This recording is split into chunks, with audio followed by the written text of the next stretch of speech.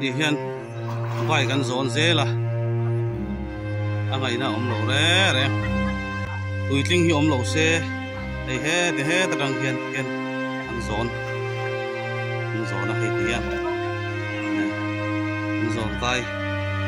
dễ là hei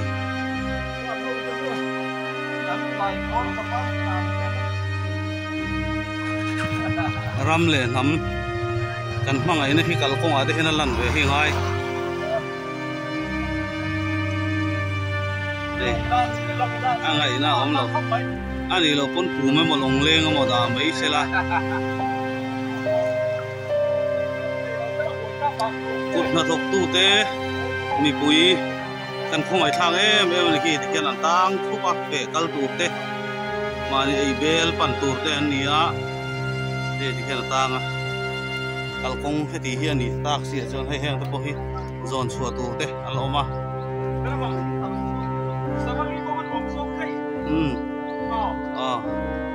đây kan tir kau ani hi